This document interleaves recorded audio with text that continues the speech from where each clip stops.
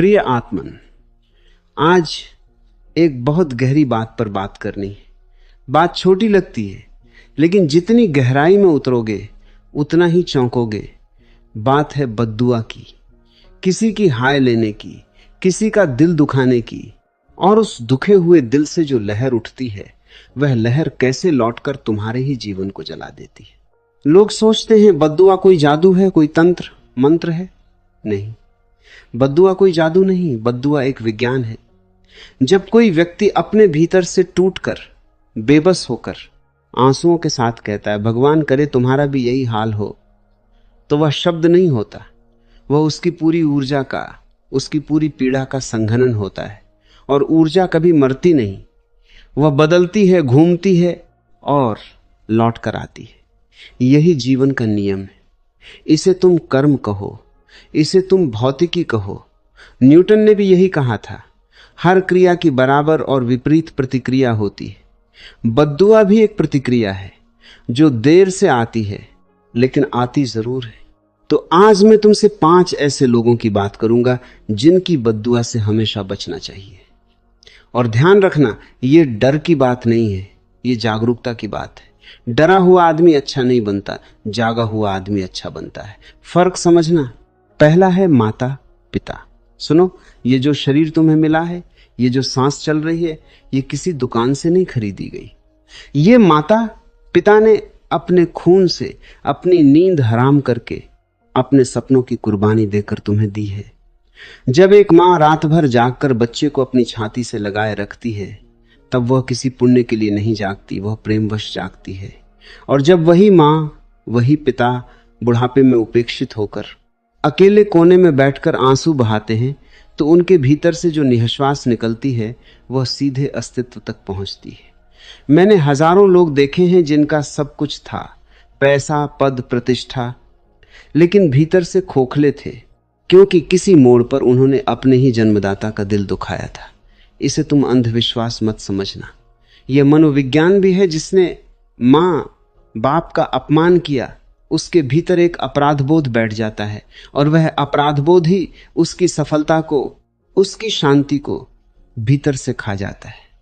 तो पहली बात, पहला सूत्र, माता पिता की आंख में कभी आंसू मत आने देना, और अगर आ ही जाए भूल से तो लौटकर उसे पोंछ देना, देर मत करना।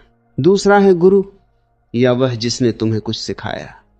समझो, गुरु का अर्थ केवल कोई साधु संत नहीं।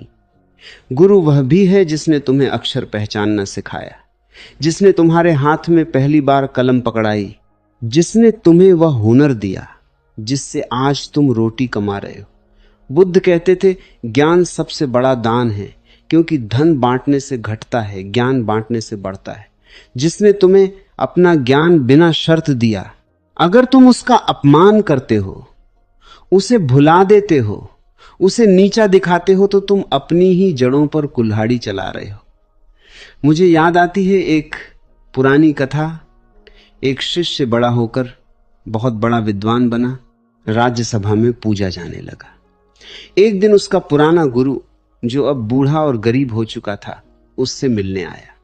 शिष्य ने भरी सभा में उसे पहचानने से इनकार कर दिया। कहा, यह भिखारी कौन है? गुरु चुपचाप लौट गया, कुछ नहीं बोला। लेकिन कहते हैं उस दिन के बाद उस विद्वान की बुद्धि धीरे धीरे कुंद होती गई, उसके शब्द भूलने लगे। वह वही सम्मान फिर कभी न पा सका। यह कोई श्राप नहीं था, यह तो बस इतना था कि जिस चेतना ने उसे रोशनी दी थी, उस चेतना से उसका नाता टूट गया था। तो दूसरा सूत्र, अपने गुरु को, अपने शिक्षक को, चाहे वो कितना भी साधारण क्यों न लगे, कभी अपमानित मत करना। तीसरा है गरीब और असहाय व्यक्ति। यह बहुत सूक्ष्म बात है, ध्यान से सुनना। जिसके पास शक्ति है, पद है, धन है, वह अगर किसी कमजोर को सताता है तो कमजोर के पास बदला लेने का कोई साधन नहीं होता, कोई कोर्ट कचहरी नहीं होती। उसके पास बस एक ही चीज बचती है, उसकी हाय, उसकी टूटी हुई सांस, उसकी बेबस आंखों से बहते आंसू। और यही सबसे खतरनाक ऊर्जा होती है, क्योंकि इसमें कोई प्रतिशोध का भाव नहीं होता, इसमें शुद्ध पीड़ा होती है। और शुद्ध चीज हमेशा ज्यादा गहराई तक असर करती है।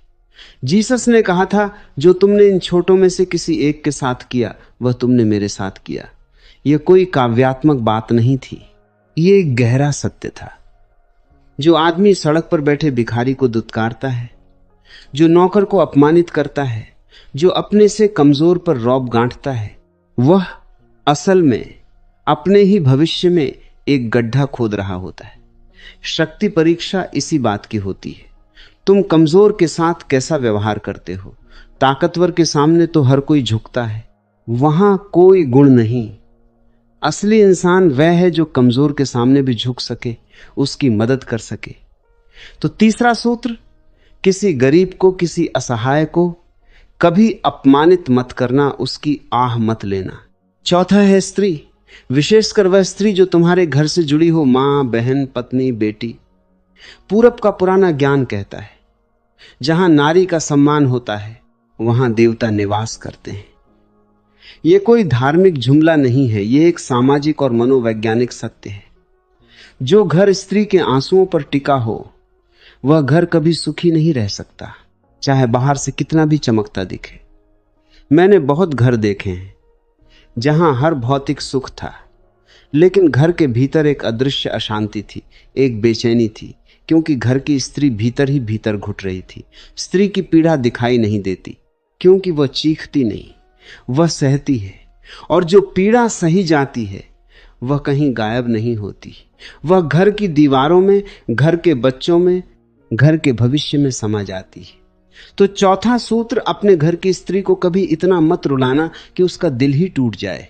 और पांचवा, आखिरी और सबसे सूक्ष्म, वह व्यक्ति जिसने तुम पर भरोसा किया और तुमने उसका विश्वास तोड़ा।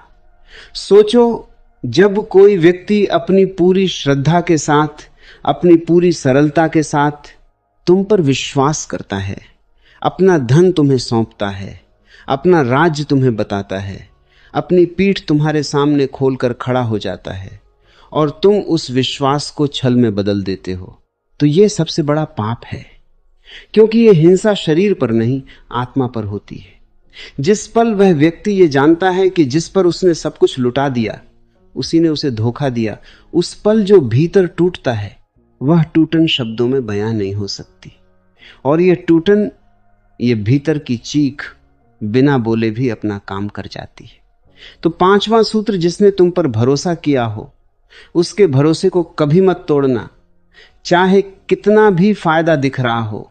अब सवाल ये उठता है, अगर भूल से ये हो गया हो, अगर पीछे मुड़कर देखो तो याद आए कि हां, मैंने अपने माता पिता को दुखाया, या किसी गुरु का अपमान किया, या किसी गरीब को दुत्कारा, या किसी स्त्री को रुलाया, या किसी का भरोसा तोड़ा, तो अब क्या करें? क्या यह सब लौटाया नहीं जा सकता? लौटाया जा सकता है। यही तो सुंदरता है अस्तित्व की। कोई भी दरवाजा हमेशा के लिए बंद नहीं होता। जाओ, जिसे दुखाया है उसके पास जाओ। कहो नहीं भी सकते तो मन ही मन क्षमा मांगो, लेकिन अगर मौका मिले तो शब्दों में भी मांगो। सेवा करो, प्रेम करो, वापस दो जो छीना था। और अगर वह व्यक्ति अब इस दुनिया में नहीं है तो उसकी याद में कुछ अच्छा करो, किसी और की मदद करो उसके नाम पर। ऊर्जा का चक्र इसी तरह पूरा होता है। बद्दुआ को आशीर्वाद में बदला जा सकता है, बशर्ते तुम सच्चे मन से पलटो। तो याद रखो, ये 5 लोग तुम्हारे जीवन के 5 दर्पण हैं। इनकी आंखों में देखोगे तो अपनी असली सूरत दिखेगी।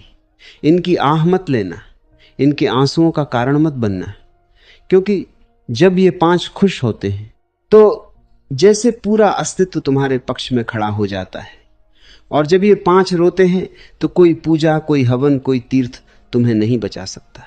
बस इतना ही आज। इसे किसी डर की तरह मत लेना, इसे एक समझ की तरह लेना। जो समझ के साथ जीता है वह श्राप से नहीं, आशीर्वाद से घिरा रहता है।